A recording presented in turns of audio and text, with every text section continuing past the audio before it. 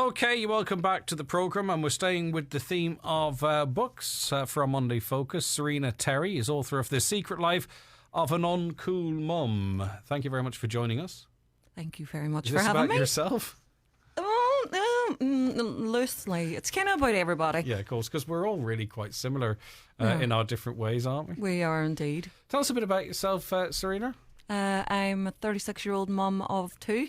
So it can't be about me because Tara's a mum of 3. So. Couldn't be. Yeah, of course, that's I'm from Derry. I'm actually married to a Letterkenny man. very good.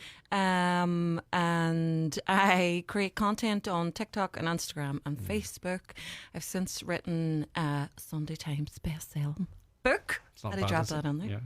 Yeah. And I also run a digital marketing agency. That is me in a nutshell.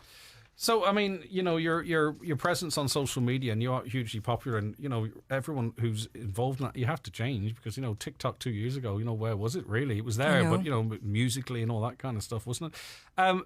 That ties in with everything, though, doesn't it? Because it's about reaching people, but you understand the marketing element to it as well. They're all intertwined, aren't they? They are, totally. And that's I think that's one of the reasons that I grew so quickly on social media, because I had that marketing background and there is a strategy behind it, and I can dig into the analytics and look at the demographics that I'm reaching, and obviously create content that's directed at the majority of people that follow me. And that's it, it's content, isn't it? Because there's no point knowing where to put your stuff if your stuff is people aren't interested in it. Exactly.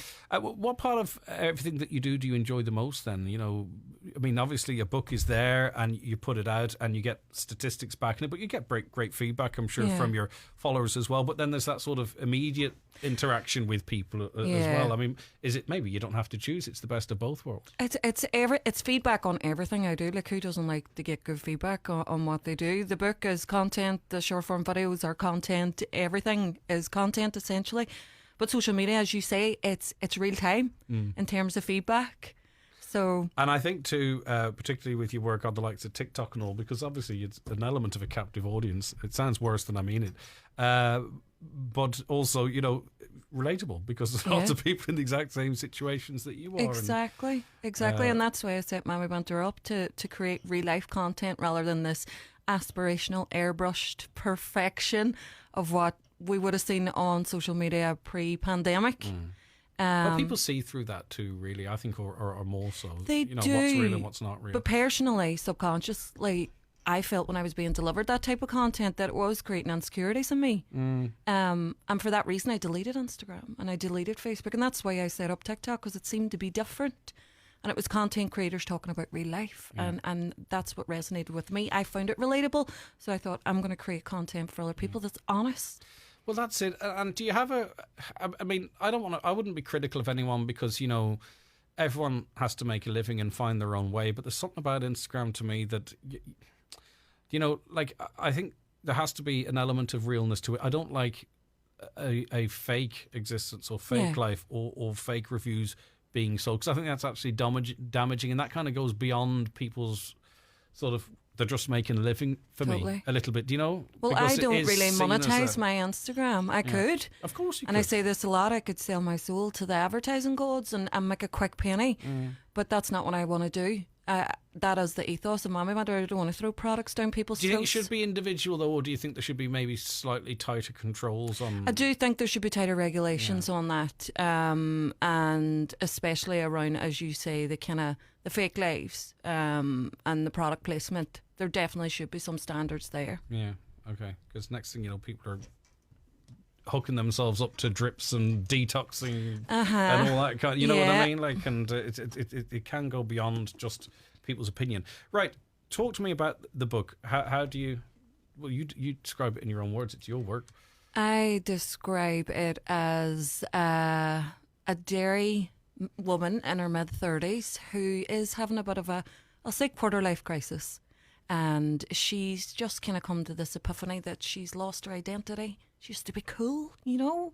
She's got 3 kids. She doesn't go out partying anymore. She's got a teenager who thinks she's so embarrassing. She's starting to get overshone in work by the newbies who are all younger, just fresh out of university. And she's seen as just the working mum who can't put 100% into her career because she's always got kids. She feels like her husband isn't finding her as sexy as he once did. She feels as if she's fell out of touch with her friends. So it kicks off a trigger essentially in Tara, who suffers with anxiety and is quite volatile. And it turns into a kind of Bridget Jones escapade of her journey and how she's going to get back her cool and find her inner Beyonce. It'd be very relatable, I think, for a lot of people, male or female or whatever, because there does come a period in your life where you feel like there's nothing has really changed, but it's almost like everything around you tells you that you have, and then you start questioning yourself. Totally. And I've done that personally, and the story of the book is linked to me, but I know that it's linked to so many other women as well. Like, you don't need to be a mum. You can be a dad, as you say. We've all got our identity crisis, and you blink and time has passed and you're like, what happened? I used to be fun. And you're trying to work out those relationships with the children as well. Yeah.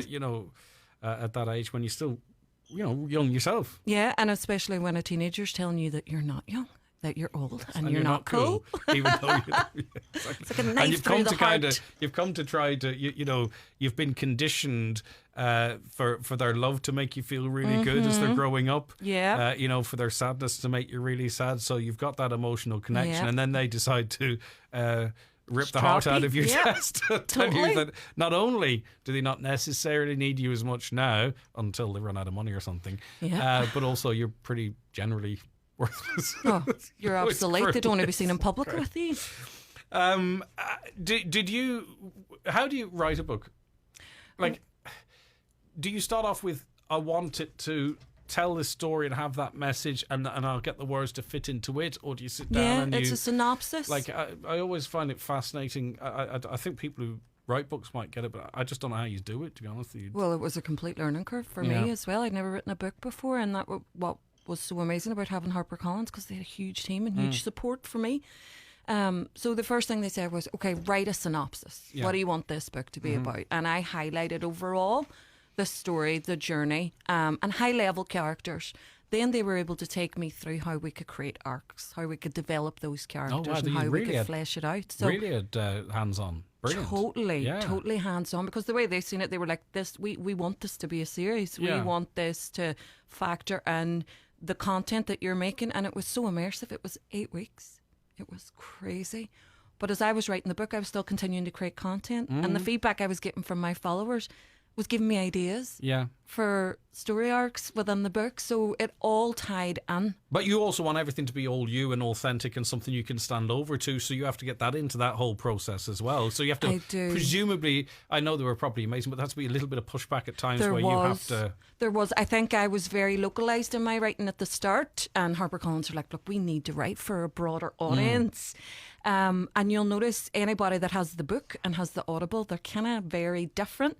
Because when I was recording the Audible, say for instance, Tara saying that it was enormously stressful.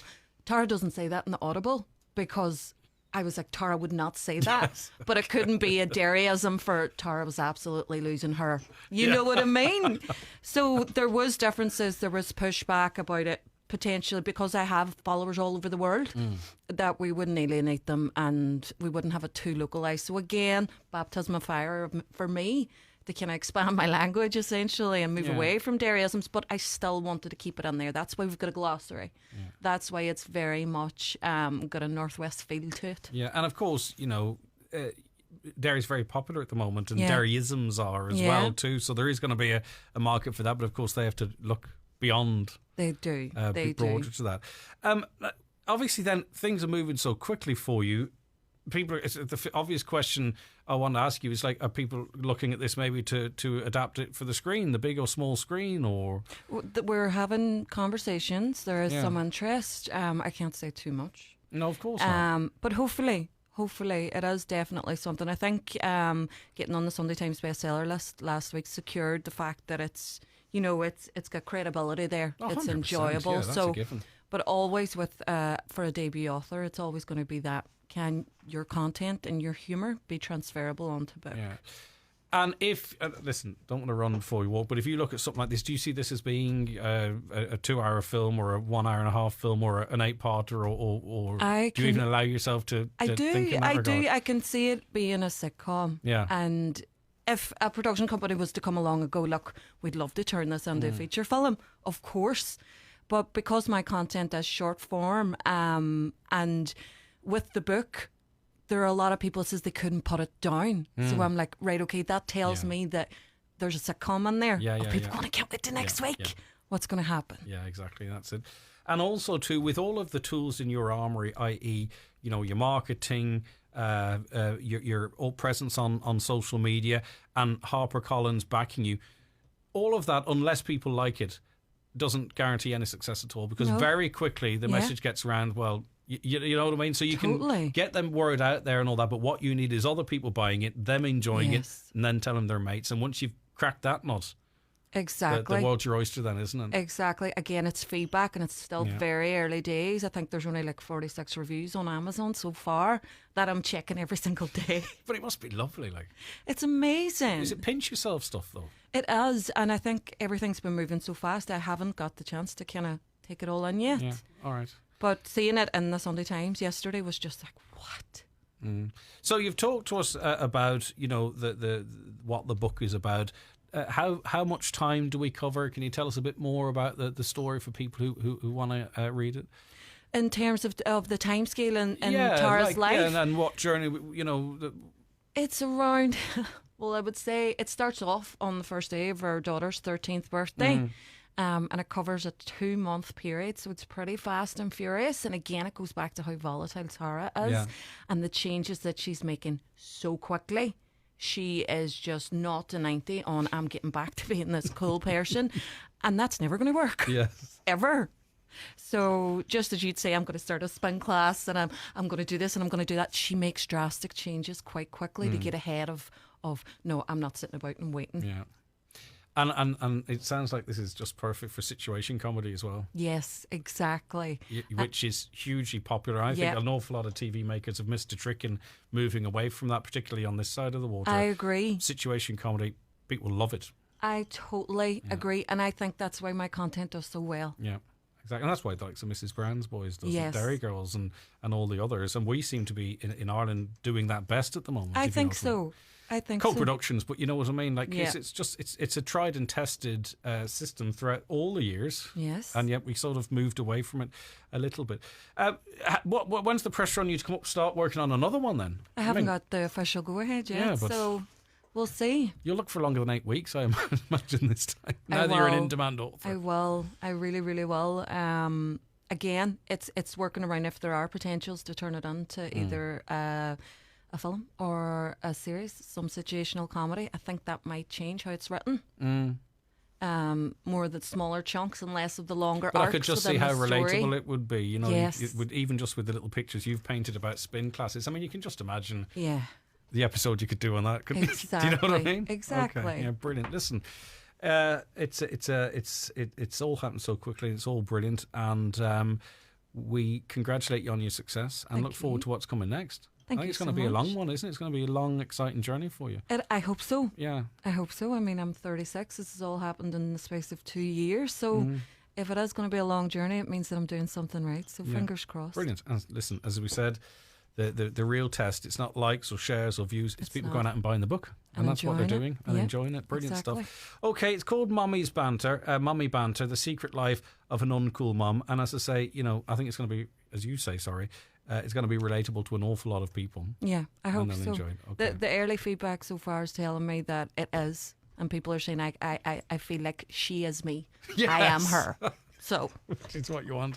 Okay, and in a way too, like we don't all have the awareness, the self-awareness to know that we're like this as well. I'm saying people go, actually, I'm glad it's not just me feels like that. Exactly, and that's the feedback I give from my content. It's people going, I was kind of wondering, is it just me? Am I insecure? Am I actually uncool and over the hill? And and dealing with that and maybe being afraid to say it because you think it's only you, whereas now it's out there and there's thousands of comments of other women saying it. It's like therapy. And even talking about anxiety, right? It's a tough one to talk about, but I think some of the most effective way, and I haven't read it, so I'm not going to pretend to have, but some of the most effective way we can talk about things is through comedy. Yeah, and that's why I It's wanted so much easier to talk about it. Exactly. I was so adamant. If there had been pushback from HarperCollins, I would have been devastated because I wanted to lightly touch on it, and as you say, surround it with comedy, not make it a big dark thing. But not lose the fact that it's authentic, an authentic conversation. Yeah, but also exactly. break the stigma and not make it a big deal. 100%. She's got anxiety. That's it. And that's it. And that's why I think people reading it, it's those little things that I'd say there's a lot of people read that and go, actually, it's not just me, and it might actually help their anxiety a little bit as well. Listen, it's brilliant stuff. It's available in all good bookshops. It's on Amazon, as you mentioned. Okay, and I can't wait to see where everything goes for you. Thank you. It's going to be brilliant. Listen, thank you. Thank you so much. Really appreciate